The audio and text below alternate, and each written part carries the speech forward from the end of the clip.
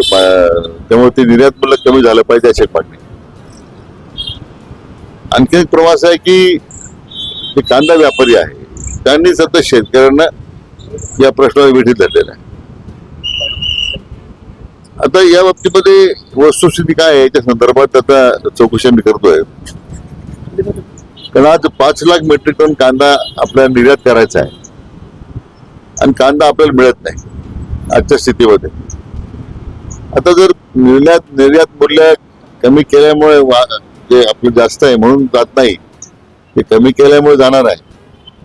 मला वाटतं आज शेतकऱ्यांच्याकडे किती टक्के कांदा उपलब्ध आहे हे सुद्धा पाहण्यासारखं आहे. म्हणून निश्चितपणे निर्यात मूल्य कमी झालं पाहिजे. शेतकऱ्यांचा कांदा उत्पादकाचा अधिक निर्यात होऊ शकला पाहिजे. हीच भूमिका राज्य सरकारची आहे, केंद्राची आहे. तरी आपण म्हणतात त्याप्रमाणे मी स्वतः माननीय पियुष गोयल त्यांना समक्ष बोलून विनंती केलेली आहे. मला वाटतं आज त्या संदर्भात काही निर्णय होईल अशी अपेक्षा आहे.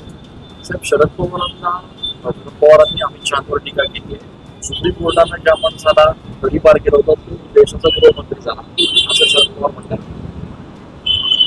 असं की आता हे वैफल्यातून सगळ्या टीका करतायत. मला वाटतं शरद पवार ज्येष्ठ नेते आहेत आणि त्यांनी मला वाटतं अशा पद्धतीची टीका करणं व्यर्थ आहे. राजकीय भूमी राजकीय आरोपाला राजकीय पद्धतीने उत्तर दिलं पाहिजे. उद्धव ठाकरे आणि म्हणजे एकेकाळी शरद पवारांनी बॉम्बस्फोटाचे गुन्हेगार विमानात आणले हे लोकांना माहिती आहे ना. आता हेच आपण राजकारण चर्चा करीत असायची का? आज अमित भाईंना आमचे नेते आहे ते मान्य सर्वोच्च न्यायालयाचा काही निकाल झाल्याच्या नंतर त्याच्यात त्यांना आता हे मिळालेलं आहे, पूर्णतः क्लीन चिट आहे. ते देशाचे गृहमंत्री यापूर्वी जे सरकारमध्ये होते आता झालेत. ते जी 70 कलम हटवण्यापासून देशाच्या अंतर्गत सुरक्षतेबद्दल जे काम त्यांच्या काळात झालं आदरणीय मोदी साहेबांच्या नेतृत्वाखाली ते यापूर्वी कधी झालं नाही. उद्धव ठाकरेंचा आज वाढदिवस आहे. तर शुभेच्छा आहेत. आमचे माझे जुने मित्र आहेत ते म्हणजे वंदनीय शिवसेना प्रमुख बाळासाहेब ठाकरेंच्या बद्दल एक अतिशय सहानुभूती आणि त्यांच्याबद्दल विशेष आस्था आस्था माझ्या मनात आहे. आणि म्हणून उद्धवजी मी फार जुनी माझी ओळख आहे त्यांची. त्यांच्या जी महाराष्ट्रात होर्डिंग लागले त्याच्यावर मुख्यमंत्री म्हणून उल्लेख करण्यात आलेला आहे. मुख्यमंत्री राज्यामध्ये बरेच मुख्यमंत्री झालेले आहेत, हो घातलेले आहेत. काँग्रेसचे लोक जे वेगळे मुख्यमंत्री आहेत, उबाटाचे वेगळे आहेत, राष्ट्रवादीचे वेगळे आहेत. त्यांना एक लक्षात येत नाही की राज्याची जनता हे कधी ठीक आहे लोकसभेच्या मध्ये एक वेगळी परिस्थिती होती, पण या निवडणुकीमध्ये पुन्हा महायुतीचं सरकार येणार आणि महायुतीचाच मुख्यमंत्री होणार. पण फडणवीसांना देशातली राज्यातली जनता खलनायक मानते आणि ती पावसाळ्यात उगवलेली छत्री असं संजय राऊत सकाळी म्हणतो.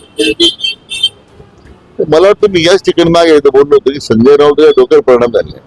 त्याच्या अशा मूर्ख लोकांच्या बद्दल त्यांच्या प्रतिक्रियेबद्दल आपण बोलण्यात मला वाटत नाही की आपण संदेश वेळ घालवण्यात अर्थ आहे. योजना जी राबवली जाते त्यासाठी सरकारच्या तिजोरीत पैसे नाहीये असं म्हटलं जातं आणि अजित पवारांनी त्यासाठी निधी शिल्लक नाही असं देखील बोललेलं आहे. आणि योग्य वस्तुस्थिती काय? आपण महसूल मंत्री आहात, खरंच राज्य सरकारकडे तितका पैसा आहे का? असे राज्याची क्षमता जी आहे ही मोठ्या प्रमाणात निधी उपलब्ध करण्याची आहे. भारत सरकारकडून प्रसंगी कर्ज काढण्याची क्षमता आपल्याला अजून आहे. जनतेच्या विविध अशा लोकाभिमुख उपक्रमासाठी म्हणजे लाडके बहीण असेल, लाडक्या भावाची योजना आपण आणलेली आहे, वीज बिल माफ केलेलं आहे आपण, नंतर मुलींचं उच्च शिक्षणाचं मुलींचं त्यांची फी माफ केलेली आहे. अशा या कल्याणकारी योजनेमध्ये महाराष्ट्राच्या राज्याच्या प्रगतशील राज्यामध्ये निधी चिंता नाही आहे. त्यामुळे मला वाटत नाही की निधीअभावी काही योजना बंद राहतील. तुम्हाला नजीकच्या काळात कळेल की या सगळ्या योजनेचा जो निधी आहे त्याच्या लाभार्थ्यांच्या खात्यामध्ये जमा होईल हा तुम्हाला विश्वास देऊ इच्छितो. शरद पवार आणि मराठा आंदोलकांमध्ये चर्चा झाली आणि शरद पवारांचं म्हणणं असं आहे की सरकारने या सगळ्या संदर्भामध्ये लाईव्ह चर्चा करावी असं आवाहन त्यांनी केलेलं आहे. असं मला वाटतं 4 वेळा मुख्यमंत्री राहिलेले पवार साहेब एकदा मराठा आरक्षणाबद्दल काही केलं नाही. त्यांनी काय कोणतं काम केलं त्यांनी सांगा. मी 4 वेळा मुख्यमंत्री होतो, मी मराठा आरक्षणासाठी अमुक केलंय ते प्रयत्न केले. फक्त लोकांच्या मनामध्ये एक संभ्रम निर्माण करायचा आणि आपलं राजकीय इंगित भागून घ्यायचं हा इतक्या वर्षाचा धंदा लोकांनी पाहिलेला आहे.